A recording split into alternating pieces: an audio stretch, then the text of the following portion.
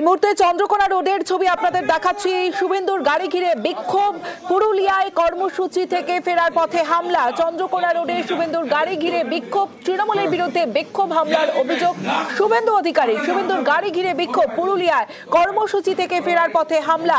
চন্দ্রকোনা রোডে শুভেন্দুর গাড়ি ঘিরে বিক্ষোভ এবং যে ছবি আপনাদের দেখাবো ঠিক ওই মুহূর্তের ছবি, যেখানে অভিযোগ রয়েছে চন্দ্রকোনা রোডে শুভেন্দুর গাড়ি ঘিরে বিক্ষোভ, তৃণমূলের বিরুদ্ধে বিক্ষোভ হামলার অভিযোগ শুভেন্দু অধিকারী। শুভেন্দুর গাড়ি ঘিরে বিক্ষোভ, কি পরিস্থিতি, কি হয়েছিল জানবো। আমার সঙ্গে শোভন রয়েছে। শোভন, সমস্তই দেখো, যেটা জানা যাচ্ছে যে আজকে শুভেন্দু অধিকারীর পুরুলিয়াতে একটি কর্মসূচি ছিল, দলীয় কর্মসূচি, এবং সেখান থেকে তিনি বাড়ি ফিরছিলেন এবং পশ্চিম মেদিনীপুরের চন্দ্রকোনা রোডে যখন তার গাড়ি ক্রস করছিল সেই সময় কিন্তু সেখানে রাস্তার ধারে বেশ কিছু বিজেপি কর্মী সমর্থক তাকে অভ্যর্থনা জানানোর জন্য দাঁড়িয়েছিলেন। তার উল্টো দিকে কিন্তু তৃণমূল কর্মী সমর্থকরাও জমায়েত করেছিল বলে অভিযোগ। এবং যখন শুভেন্দু অধিকারীর গাড়ি যখন চন্দ্রকোনা রোড ক্রস করে সেই সময় কিন্তু যারা তৃণমূল কর্মী সমর্থকরা ছিল তারা কিন্তু সেই শুভেন্দু অধিকারীর গাড়ি আজকে বিক্ষোভ দেখায় এবং তার গাড়িতে আক্রমণ করে বলে অভিযোগ।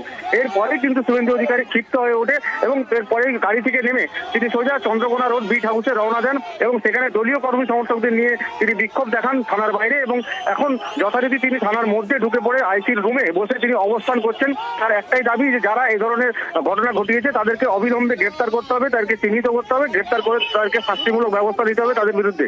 তা না হলে কিন্তু তিনি অবস্থান বিক্ষোভ চালিয়ে যাবেন। অবশ্যই শোভনা, একটা বিষয় জানতে চাইবো, কতক্ষণ হয়েছে, কতক্ষণ আগের ঘটনা? এবং তুমি যেমনটা জানাচ্ছিলে যে এখনো পর্যন্ত থানায় বসে আছেন রাজ্যের বিরোধী দলনেতা শুভেন্দু অধিকারী। একেবারে দেখো, বেশ কিছুক্ষণ আগে, অর্থাৎ প্রায় 10 থেকে 15 মিনিট আগে ঘটনাটি ঘটেছে, যখন তাকে তার গাড়ি আটকে বিক্ষোভ দেখায় এবং তার গাড়ির উপরে আক্রমণ করা হয় বলে অভিযোগ করা হচ্ছে।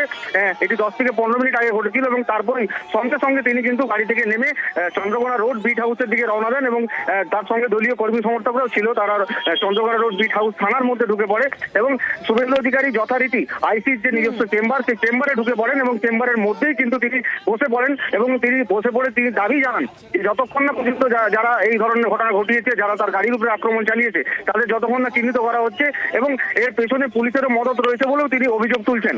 বেশ শোভন, তুমি পরিস্থিতির উপর নজর রাখো।